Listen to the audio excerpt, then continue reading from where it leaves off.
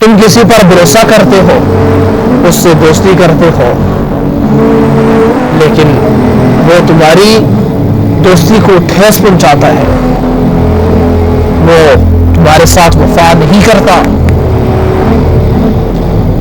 تمہیں ٹھوکر لائی جاتی ہے اور تم بکھر جاتے ہو، ٹوٹ جاتے ہو. ارے بھائی، تم اللہ سے اسی طرح دوستی کیوں نہیں کرتے؟ ایک بار اللہ سے دوستی کر لو، ایک بار اللہ سے تعلق بنا لو. اللہ کبھی تمہیں ٹھکرائے گا نہیں، کبھی تمہارے ساتھ بے وفائی نہیں کرے گا. سب سے بڑھ کر وفا کرنے والی ذات اگر کوئی ہے تو وہ اللہ کی ذات ہے. انسان چاہتا ہے کہ میرا کوئی ایسا دوست ہو جب میرے پاس پیسے نہ ہو وہ مجھے پیسے دے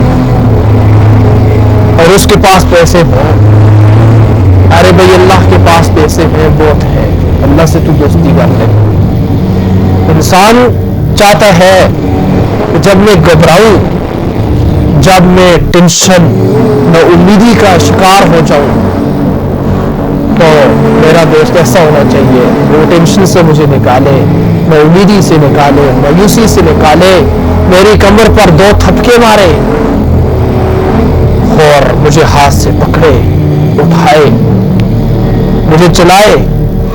ارے بھائی، اللہ سے دوستی کر لو.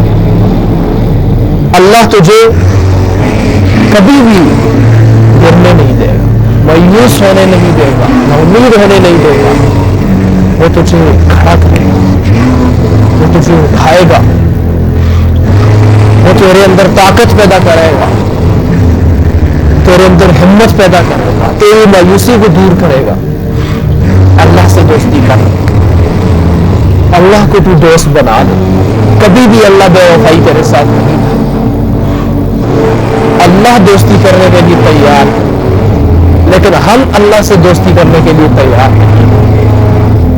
ہم اللہ سے دوستی کرنا اپنی ضرورت ہی نہیں سمجھتے.